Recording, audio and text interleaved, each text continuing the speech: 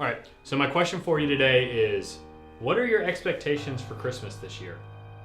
Because we all have them, don't we? Expectations for how we'll celebrate, what traditions we'll keep, what church services or concerts or parties we'll go to. We may even have expectations of what we'll receive or who we'll spend time with. Whether spoken or unspoken, we all have expectations of what Christmas will be, and anytime those expectations are not met, it can create tension, right? When Samantha and I got married, our families had expectations of how we would celebrate Christmas. It was the first year where things were going to have to be different. There were new family dynamics to consider, and I can tell you, it's not always easy dealing with people's expectations. Because some people, they're going to be surprised when things don't happen as they thought they would. Today's scripture is about expectations, and it comes from Matthew 11, 2 through 11. It says, "When John, who was in prison, heard about the deeds of the Messiah, he sent his disciples to him. 'Are you the one who is to come, or should we expect someone else?' Jesus replied, 'Go back and report to John what you hear and see. The blind receive sight, the lame walk, those who have leprosy are cleansed, the deaf hear, the dead are raised, and the good news is proclaimed to the poor. Blessed is anyone who does not stumble on account of me.' As John's disciples were leaving, Jesus began to speak to the crowd about John.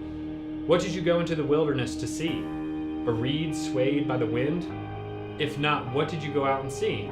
A man dressed in fine clothes? No. Those who wear fine clothes are in king's palaces. Then what did you go out to see? A prophet? Yes, I tell you, and more than a prophet. This is the one about whom it is written, I will send my messenger ahead of you, who will prepare your way before you. Truly I tell you, among those born of women, there has not risen anyone greater than John the Baptist. Yet whoever is least in the kingdom of heaven is greater than he.'" I have to admit, when I first read this scripture passage, I was really confused because last week we were reading about John the Baptist in the wilderness, telling people to prepare for the coming of the Messiah. And then immediately after that, we see him baptize Jesus, and Jesus begins his ministry. Now this week we come into the text and we see that John seems to doubt who Jesus is, and he sends his disciples to him to ask, "Are you the one that we've been waiting for, or is there someone else?" But in Matthew 3, 14 through 15, we see John recognize who Jesus is when he tells Jesus that Jesus should be baptizing him instead of the other way around. What in the world is happening here? Has John lost his faith? We have to remember what the expectations were for the Messiah. The Messiah was supposed to restore the nation of Israel. And God had promised Abraham, and therefore Israel, to be his chosen people, to give them land, and to have them be rulers of nations. What the Israelites see in that is a king, a conqueror, someone who overthrows the Romans and brings prosperity back to Israel. The image we're given of Jesus, though, is this wandering prophet who heals sick people and hangs out with the dregs of society that no one wanted to be around. Jesus isn't what they were expecting. He's a suffering servant, not a military authority. So when John hears about what Jesus is doing, he has to ask himself the question, is this it? And Jesus answers him by saying that this is what I've done. I've healed people, I've raised them from the dead, and I've preached to the poor. But remember who you are.